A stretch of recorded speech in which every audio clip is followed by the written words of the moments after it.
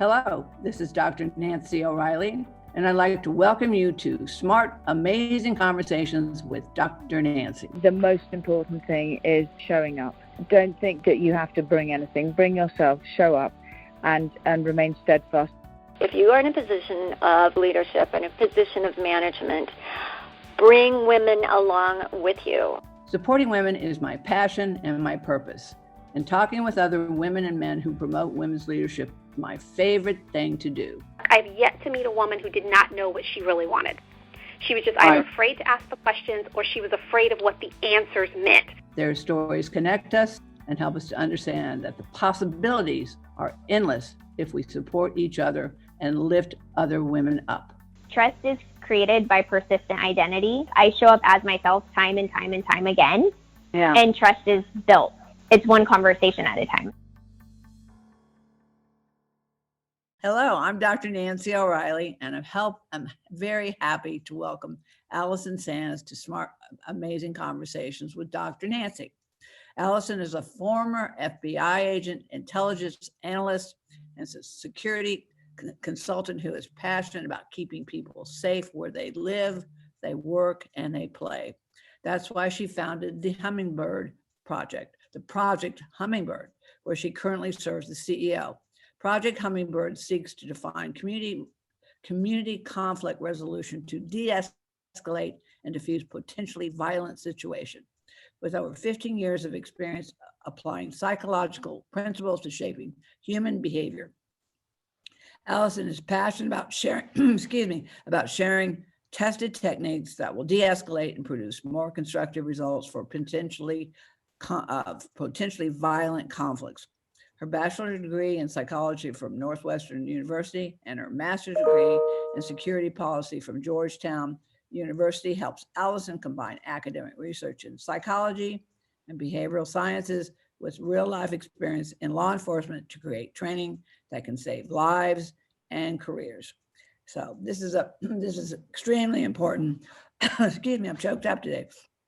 This is an extremely important topic. Welcome. Thank you. We need these kind of programs so much, even more so than we possibly know. But what I want to first start talking about is you. This 30 minutes really is about you. You know, nobody gets to be where they are without experiences and reasons for why they do. So, Allison, what I'd really like for you to tell us is, how did you get to be you? I mean, here you are doing this Project Hummingbird, but you have had a history with the FBI. There's reasons why you even started doing what you're doing. So tell me about you, the personal story. It's an unusual path, I would say, and not one that I would have seen looking forward, but now connecting the dots going backwards, right? It's always that way. But so in college, I was a psychology major, religion minor, and was really just interested in why people act the way they are, the behavioral sciences, the cognitive sciences. And that was all pre 9/11. And then 9/11 happened, right? Right when I was studying psychology and religion. And then all of a sudden, you know, extremism, fundamentalism, Islamic terrorism became such a need that we had before, but we didn't maybe quite realize before. So I completely shifted my focus from where I thought I was heading, which was the academic route through the PhD process and research and teaching, and shifted completely and went over to the national security side. So, you know, at that time I was studying Islam and had read the Quran and all these different political movements from all over the world and studying the similarities between them. And so it was just a natural fit. So rather than going to a PhD program, I went to Georgetown and got my master's degree in security studies. And from there was a presidential management fellow for the US Navy, which is a 2-year program that is like a highly competitive program for government managers. Became an intelligence analyst with a similar focus, right? So doing primarily counterterrorism, counterintelligence with a focus on the Middle East and the Persian Gulf. And then did some overseas security consulting. So lived in Abu Dhabi for 3 years prior to returning to government as an FBI agent. So my whole life has been a mixture of this call to serve, this desire to take some skills and some research and make it practical, right? Whether it's to, do targeting for terrorists, like hunt terrorists overseas, or to be an FBI agent and run investigations, mixed with a really strong foundation in academic research. So that's sort of my in the Venn diagram of my life and my passion, sort of the mixture of academics with practical applications. Yeah. Had a great experience in the FBI, did national security there as well. So again, counterintelligence, counter-espionage, that kind of more strategic level national security type of cases, and left for mostly personal reasons and had every intention to come back, but found a really good home in corporate security. And what I thought was so interesting were those same skills that I was using to hunt terrorists and recruit spies were so applicable in corporate security too, that I decided to just stay on this side where I thought I could have a big impact, have a louder voice. And that's what drew me to start Project Hummingbird, is I saw this critical need in not only law enforcement, but security in general. And it drove me to kind of start this project where I knew that I had some unique contribution to add to the conversation. Yeah. Yeah. Well, I mean, we've seen so much violence in our country here lately that it's almost, you seem to be probably busier than you've ever been, but, I mean, it's something, when I was working as a director of an EAP, I was not only working with healthcare, but I was working with other corporations, and none of them really thought about violence. None of them really had anything planned in their companies, how they would deal with any kind of violence or any kind of conflict within their corporations. All they really wanted to do was make sure that business ran smoothly. So, I mean, of course, we would get calls when things went south. Violence in the workplace was really, it became a topic of conversation. But I think overall in our country, I think we've all been set back on our heels, with the George Floyd's and all the different things that have occurred, and of course the Capitol. Oh my God, we've got to open our eyes and really understand that we live in a world where we have to be aware. We have to focus. I still remember the first time I started flying, because the first time I flew after 9/11 is I was flying to New York City to be a crisis responder for NOVA, National Organization of Victim Assistance. Of course, that particular case was a criminal case, and so the Attorney General had taken over it, and it was really a crime scene. But we didn't know anything. We had to do everything by the seat of our pants, and I mean, every day we learned something new. But it seems like we're still, in some ways, in our country, just still sitting there kind of waiting for things to happen versus really planning and doing something about it. What's your take on that?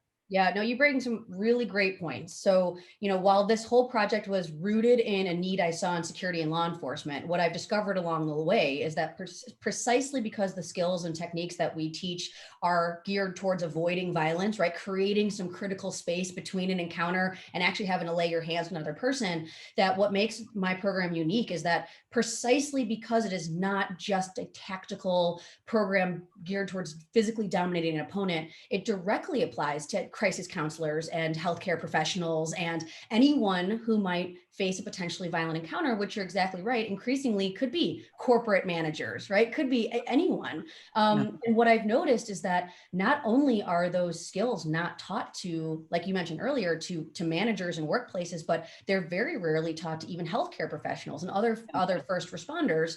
And so yes, this started because I saw this need in law enforcement, where I said, okay, in my FBI training, which was probably the best in the world, right, at what they do, but it was so geared towards tactical skills, firearm drills, physically dominating an opponent, right? Like I can take down an attacker using 5 different kinds of arm bars and disarm an attacker with a gun pointed to the back of my head and all of these different things that trained me to keep me alive. But what it didn't do was train me to do what I ended up doing almost all the time, which was talking to people, making connections, trying to elicit cooperation, right? Trying to get information, build trust, build these connections. And we didn't learn any of those things. And quite the opposite was true, actually, in that because so much of the recruitment and the training has these sort of physical toughness aspects associated with it, I started to believe actually that the skills that I brought to the table, right, these kind of communication, these soft skills, were somehow less important.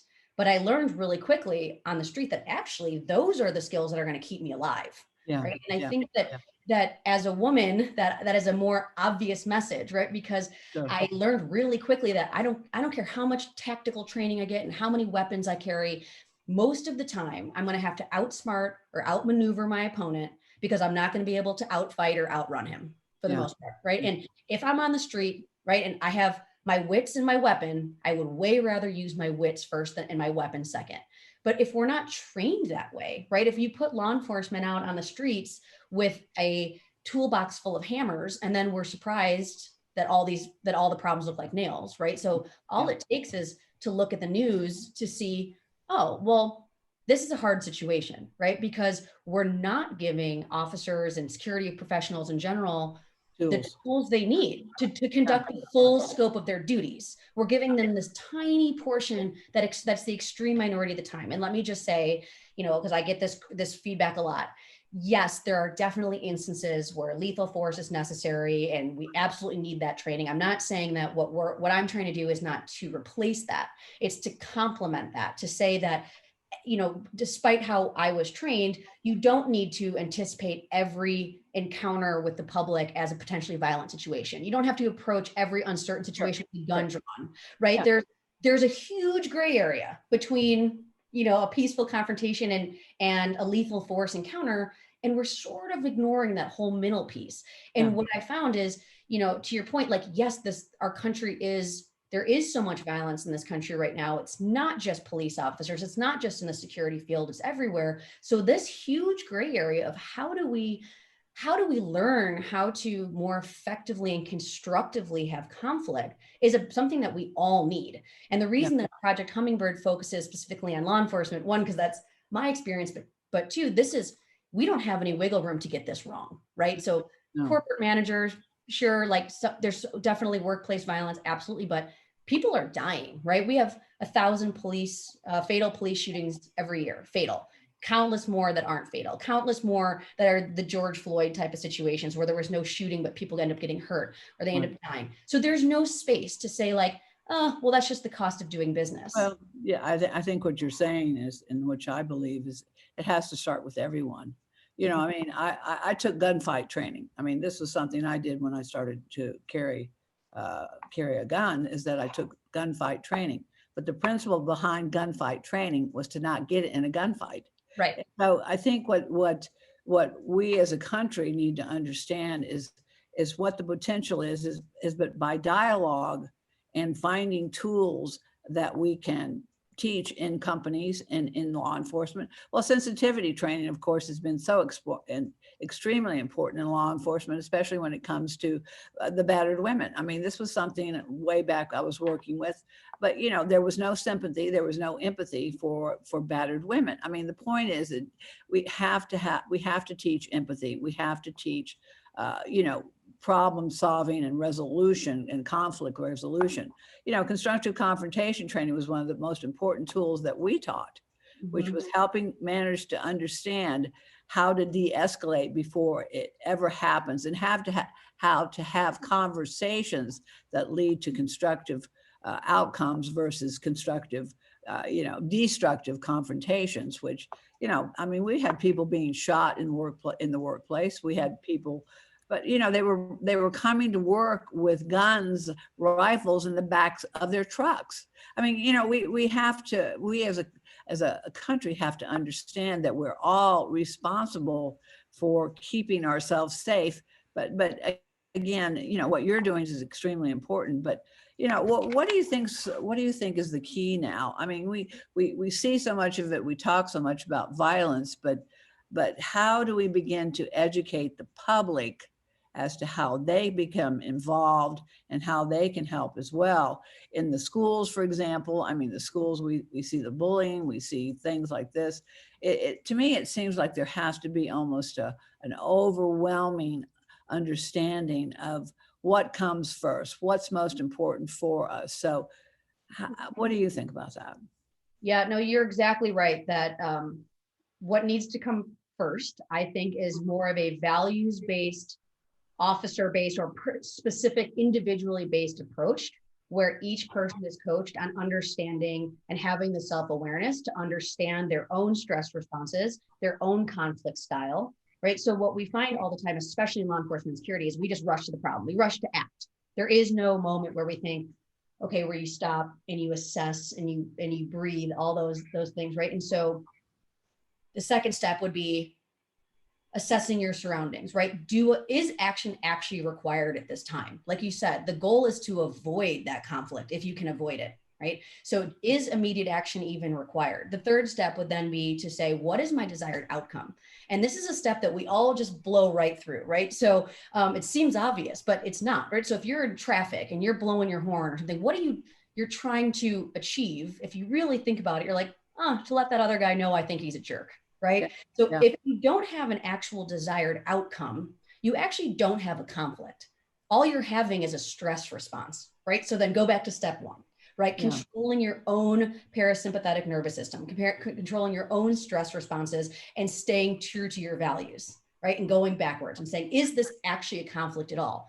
And then only at that stage, after that, right? So now we're at step 4, engage. And so, I think especially in training towards law enforcement, security professionals, we skip right past that, right? We have some canned rehearsed phrases. We have some like some ways to induce compliance where physical ways to induce compliance that does not intend to hurt the person. These less than lethal type of techniques. But we're skipping, I think, the piece that is most important, which is truly being able to control yourself, to then better use those same subconscious and unintentional forces that everyone experiences to your advantage against your opponent, so that you can then shape and control the situation. Yeah. And then we have a whole series of, elicitation techniques and influence techniques and ways to lower the social volume and ways to make yourself a harder target, right? It's very, very specific tools and techniques that can then be applied based on you controlling yourself and your reaction, assessing your situation, figuring out what your outcome is, and then you just pull out of that toolbox and say, okay, what I really want is this person to go away, or what I want is this person to calm down, or, Yeah. Well, but I guess what I'm saying is, I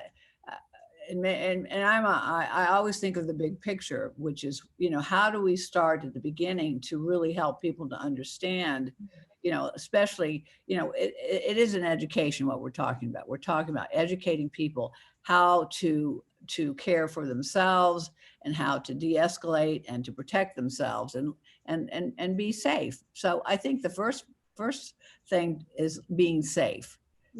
How where do we start? Do we start in the schools? Do we start in the communities? I think there's a broader picture here. I know the project itself is wonderful, but again, let's talk about some tools that people can take away even today, especially women, for example. I took gunfight training for a specific reason, and and I had a permit to carry, and it was to protect myself.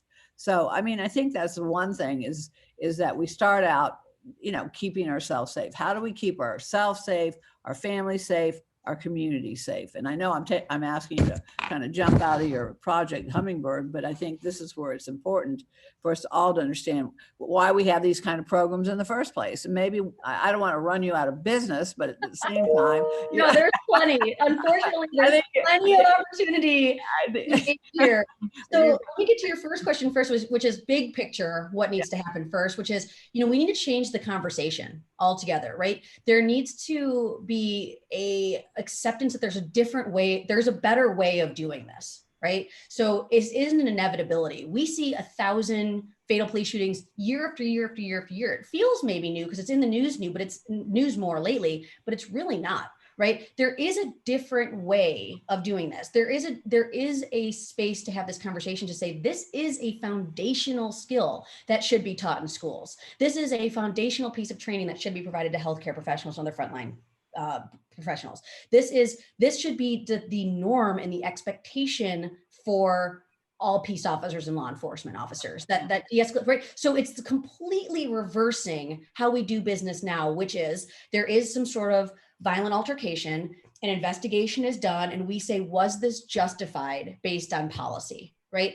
And I will argue that just because a violent act happens, it's not, was it justified? It was, did it have to happen in the first place? Was the entire set of de-escalation tools and techniques applied and there was no other choice, right? Completely flipping this on its head and say, this is a foundational skill. And these soft skills, which tend to always be, or historically tended to be associated with the feminine, are not less valuable than these other quantitative and quantifiable skills that are easier to measure, right? Like physical toughness and speed. Sure. So in fact, I would say that they're much harder to ascertain. They require a lot of patience, a lot of practice, a lot of introspection, a lot of strategy, and to recenter these soft skills into the foundations of all sorts of training across the board, specifically where life and death is in play, right? So I don't think that we're having that conversation around violence in this country. Like there's just this sort of reactionary approach. And I want to say, no, it actually begins with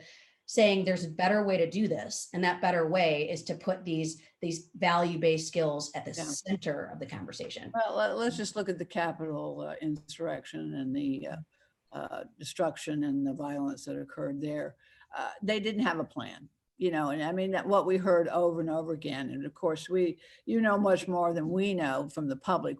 Of course, the media is going to sensationalize. And I guess that's the other thing. We in our society, violence is sensationalized. We don't hear good news, we hear bad news. Mm-hmm. So, I mean, the Capitol was a primary example of, we watched day after day, watching these horrible things happen. And then we find out, or at least we think we're finding out, that there was no plan put in place, that people were not backing one another up. And that, it just became just a horrific. I mean, I don't really watch the news that much, but unfortunately I did watch that. But again, what I saw over and over again was the fact that nobody was really supporting anyone during that effort. It was us and them all along the way, and that included even law enforcement. And whose job was it? That's not my job. That's your job. We'll call you in later or whatever. But that to me was just a realization that we in many respects don't have plans, and we don't support each other when it comes to de-escalating. If anything, it was more about escalating and increasing the violence during that Capitol episode. Yeah, no, I mean, you're absolutely correct. I mean, what I saw watching that happen in real time was a feeling of paralysis, right? These security guards were understaffed, right? The Capitol Police, understaffed. And what it felt like to me is this moment where they said, what do I do now? That's the pervasive feeling I got from the vibe. Yeah. We're not going to shoot these people. We're not going to tear gas these people, which is a whole nother topic. If they might have been a different population, perhaps they might have, but they didn't. And so short of these very heavy-handed tools, what do we do now? And everyone just looked around at each other and didn't know what to do. Precisely my point, right? There are other things that they could have been trained on how to do that might have been more effective. And it's not fair to put somebody in such a potentially violent situation and dangerous situation with a gun and maybe some OC spray, and then their best guess of how to handle it, right? Yeah. So that feeling of like, what do we do now? That's exactly the conversation I think we need to have. Is if you're not going to shoot somebody and you're not going to let them just run you over and take over the Capitol, what's in between? What are all of those steps? And how do we get better at those and explore those and apply psychological principles to how to control human behavior so that we don't have to rely on guns and tasers and OC spray and tear gas? What is all of that stuff in the middle, and why are we not focusing more heavily on that huge area, that huge spectrum of response options? Okay, so Allison, I just made a phone call. I'm calling you. Oh. And this is after the Capitol insurrection and destruction and violence. I'm calling you in, and I want your company to come in and set up a plan for me, so this never, ever happens again. What do you do? Well, this is a tough question, Dr. Nancy, not knowing the details of. I don't ask easy questions. We need you, and we need you now. I'm waiting for the call from Capitol Police to say, excuse me, who do you think you are? No, it absolutely needs to be, of course, I would want to examine what current plans they have in place, which I would expect to not be, they have these like crisis I don't want to speak too specifically about any government organizations, right? But they'll have these crisis incident response plans. And I'd want to take a look at those, of course. But what I would absolutely want to do is there's a whole section in my training called gaining compliance and maintaining order, right? So things to look for where you start to notice, like any group of people, it doesn't just happen, right? There are indicators that show that the emotional volume is going up, that people are starting to look towards each other for permission to continue escalating this conflict, right? So there are key indicators. Make sure that those are not only clear and identified, but that those are communicated to all of your officers so that you don't look around after those people are already inside, right? So first thing would definitely be, in my maintaining order and gaining compliance strategy, teach people what the key indicators of sort of this rising emotional volume are, right? Second, you'd want to make sure that all of your officers on scene have a very clear idea of, like we talked about earlier, what is your outcome? Is your outcome to prevent people from breaching this at all costs? And what does that mean, right? Or is your outcome to avoid violence at all costs? Because those might be conflicting messages. So make sure that everyone knows specifically what their outcomes are. And then there's a ton of research and influence and behavioral sciences about shaping reality, right? So we talk about shaping reality a lot, which is train your officers in the ability to provide these people agency so they feel like they're in control over what happens next. So that's the opposite of what you sometimes see where there's tear gas and there's people being handcuffed sitting on the curb and none of that.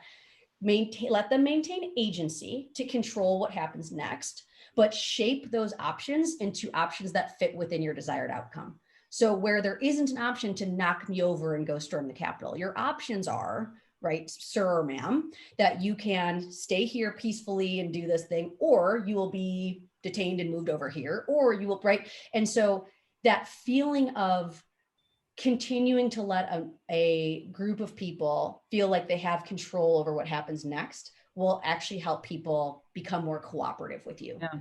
There was one officer, and they showed this video, and he basically was trying to use the nonviolent approach by talking to the people invading the Capitol. He was actually trying to create a dialogue, and he actually made a little headway, which I watched, but again, he was not showing any form of violence. He was not inciting any form of violence.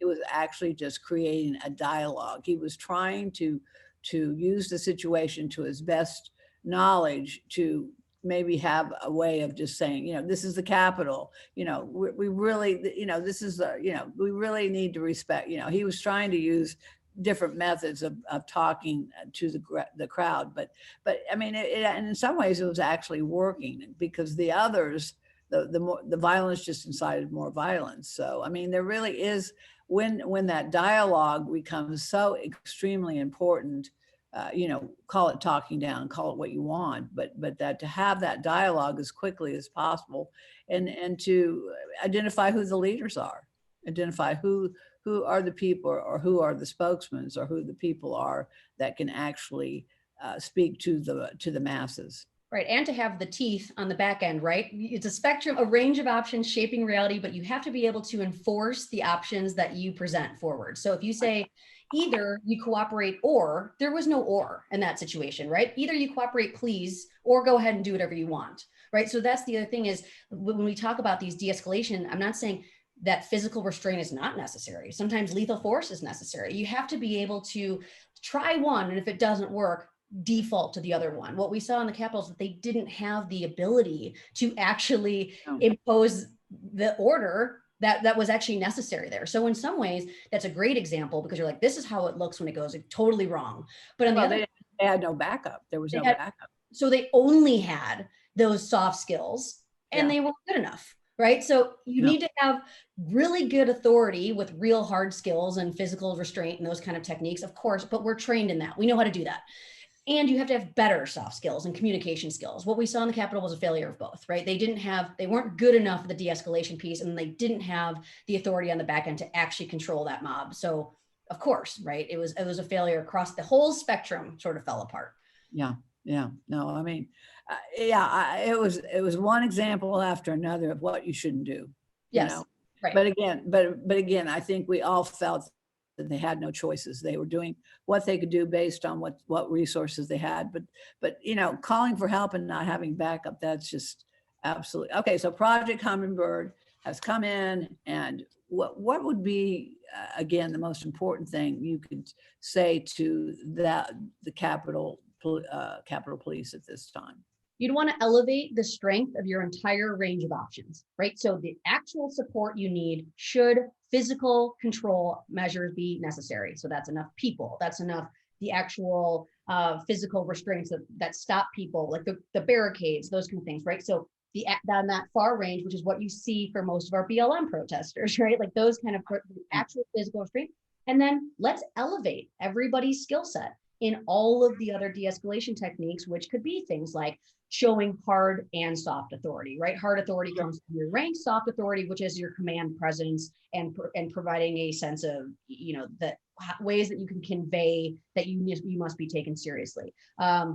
Different ways of communicating, like you mentioned, to communicate differently based on what you're receiving from the other person. More effective verbal and nonverbal communications, being able to read people's intent better, right? How do you know if this person actually wishes you harm or violence or something? Being able to kind of read those indicators and those cues, lowering that emotional volume, right? Creating a sense of agency where people feel like they're choosing to comply. All of those different things across the spectrum, right? We have hours and hours and hours worth of specific tools across that spectrum, but let's elevate all of those to include the ability to reinforce order if things go horribly wrong.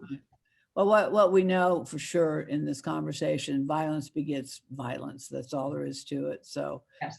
What you're doing is so extremely important. Okay, so what are some of the tips you could share with us, how to keep ourselves safe and help us to avoid violence? Because this would probably be the best way to end this conversation, is to give me some tools, give me some tips, tell me what I can do. I'm going to go out, and this pandemic is ending. A lot of people are very, very unsure about going back out there. They don't know whether to wear a mask, not wear a mask. If they go into a situation, people get upset, people haven't had a human interaction for months. We don't know what's going on. We don't know what to do anymore. We're all confused. So what can we do? Okay, so with the exception of security people whose job it is to rush towards danger, right? Let's keep those people aside, right? So for most everyone else, and including people, certain circumstances with law enforcement, you always want to be avoiding conflict at all possible, which seems obvious, but it's really not, right? Because think about how many interactions we're like, oh, I was at least 50% of that. So sure. When I start teaching people, especially when I'm talking to a group of women, I start with avoid conflict at all possible. And how you do that is you want to make yourself the hardest target you can be. So in nature and among humans, people are looking for an easy target. So don't look like a victim. Yeah, well, right, because you don't want to be an easy target, you want to be a hard target. And there's a few really easy things that I hope if nothing else, like your listeners can walk away from this and go, ooh, I remember Allison told me that, I'm going to do this differently. That will make you a harder target. So the first one is super simple, but very counterintuitive, which is make eye contact. We often think that if we make eye contact with somebody who's potentially hostile or aggressive, that we're going to provoke them in some way. And that's really not true, because if this person wishes you harm, that you're not going to provoke them to being a violent person. If anything, making that direct eye contact is going to tell them a few things. One, I'm not afraid, which already makes you a hard target. Two, I physically see you, meaning I can identify you later. Right? And three, it puts you an attacker at a potentially a tactical disadvantage, right? You don't really attack people from the front. You want to attack people from behind. And it seems obvious, right? But if you think back to, the last time you're maybe, on the streets and you saw this erratic person or this person giving you a hard time, our instinct is to look down or to look, bury our head in the phone and look busy. And it's exact opposite is true. So I think you want to convey a feeling of, if there's predator and prey out there on the street, that you're not the prey. So making eye contact is really one of those. The second one that especially women struggle with is get over being polite. Like it's okay to be rude, right? And so we so often, right, will hold our apartment door open for a stranger, or let somebody in the elevator, or when someone stops you in the street and asks you a question, we just feel so rude saying like, no, thank you. Or, I feel uncomfortable and I don't want to seem rude by crossing the street. right? We have to get over that feeling because it's better to be rude than to be victimized. And that feeling that you can feel where you feel uncomfortable and nervous, a predator or somebody that wishes you harm can feel that too, right? And so just get over this feeling of being polite. That's the thing. You don't have to be nice to everybody, and you can create boundaries, and you set up a boundary very quickly. Yeah, absolutely. That, you know, in fact, they've shown pictures of women that look like victims, and they show pictures of women that don't look like victims. The one that doesn't look like a victim is rocking on down that street, head up, watching, looking, and really attentive. Take the headphones out of your ears, right? So that's it. Obviously, that's kind of a cheap answer, right? Avoid conflict. Yes, we always want to do that. But let's say it's unavoidable. Conflict is unavoidable, right? Where we really focus is, you know, we all have these subconscious processes, these stress responders, all of us. So both sides of the conflict are going to have it. If you can control yours because of your training and your self-awareness and your mindfulness, and the other person isn't doing that, you are now at a huge advantage of how to control it. So I don't care if it's traffic or if it's between your manager who's driving you crazy, take a second to say, what is my stress response doing? Am I having a fight response? Am I having a freeze response, right? And actually ask yourself that question, because what that's going to do is click out of your lizard brain, out of that system 1 sort of instinctual thinking and into your cognitive brain, which is your system 2 thinking. You're going to be able to sort of control your instinctual reactions and then command them. Whereas the other person's probably not doing that, right? So if you find yourself into some sort of conflict, take 1 second, engage your cognitive thinking, your system 2 thinking. What am I feeling right now? And then achieve whatever your outcome is. I want this person to calm down, for example, right? Be that.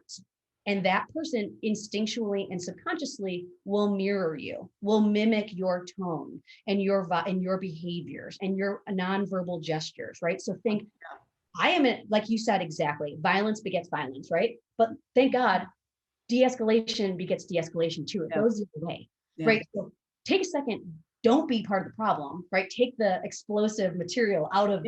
Be a part of the solution. So get out of your fight or flight mode and go into your cognitive brain and problem solving. Yeah, to tell you the truth, Allison, I have talked my way out of some tough situations. I worked in a federal medical center. So I have talked my way out of some pretty tough situations. So yeah, I mean, again, the most important thing is don't be a victim. Don't be a victim. Don't make yourself a victim. Don't look like a victim. Don't act like a victim. Control the situation you're in. Exactly. Yep. The stronger party will always control the situation. And especially for women, if you're not physically stronger, you have to outsmart them. And luckily, so much of our actual physical body is impacted by these parasympathetic reactions. That's our only shot, right? To use those effectively against any sort of attacker or opponent or adversary, to say, I'm not going to be a victim. And then if I'm in a situation, I'm not going to let that person control it. I am going to control the emotional volume and where it's headed towards what outcome. Yeah, I'm going to control how I react. That's what you can do. Well, Allison, I tell you what, I want you on my side. When we get to that tough situation, I want you on my side. That's right. Absolutely. And I always joke that, you know, I work in my corporate security job and people say, you just seem so calm all the time. And I laugh and I said, well, you know, if these are the skills that kept me alive, like in the cold, dark alley in Chicago, where I was just praying the guy didn't run out the back door, because really, what am I going to do? You know, that it doesn't, normal workplace conflict or these kind of pressures just don't stress me out so much. There's not a kid chained to the radiator somewhere, right? And so for most of us, luckily, we're not in these life and death situations. And so if these skills I know work to keep people alive on the street, they definitely can work for all the rest of us who are just managing and navigating conflict in our daily lives. Absolutely. Well, these are great tips and great things that we can all think about. Well, how do they learn more about you, where you are? Somebody wants to hire someone to de-escalate and teach about preventing violence in the workplace and security. Where do they find you and find more about what you're doing? Because it's so very important, because education is the key. The more we know, the more we can prevent, and prevention is everything. That's where I come from. So how do we learn more about you and how they can learn more about what they could do and you can do for them? Sure. Yeah, you can find a ton of information as well as how to contact me on our website, which is project-hummingbird.org. And also you can find me at AllisonSands.com. Both will reach me directly. And, that's exactly what we're trying to do, which is, yes, I see the need in law enforcement. That's my background. But man, we want to make sure that we find exactly what everyone's specific need is to prevent that violence from happening. And there's nothing sadder or more tragic to me than responding to a violent incident and saying like, yep, the pattern is the same as all the rest of them, right? So anything that we can do to educate people on how to prevent that violence from happening, that's what we're all about. I mean, law enforcement is there to respond when it happens. We want to be there on the other side to say, let's give people the best possible chances they can of staying safe and staying healthy. And nobody should feel afraid to go to work. Nobody should feel afraid at work. And that includes our law enforcement officers, right? Who deserve to feel safe and be respected right? So we have to thank those that go to the front lines to protect us. So that is definitely something that we need to thank them for. But thank you for helping to keep us safe in our homes, in our communities, and at work. This is so very important. So congratulations, continued great work, and let's stay in touch. Thank you very much, Dr. Nancy. It was so great talking to you. Appreciate it. See you later. Thank you. Bye-bye. If you enjoy these smart, amazing conversations, please subscribe, rate, and review them on Apple Podcasts, Spotify, Amazon, or wherever you listen to your favorite podcasts. And read and enjoy more amazing stories in my books, In This Together: How Successful Women Support Each Other in Work and Life, and Leading Women: 20 Influential Women Share Their Secrets to Leadership, Business, and Life. Thank you for listening.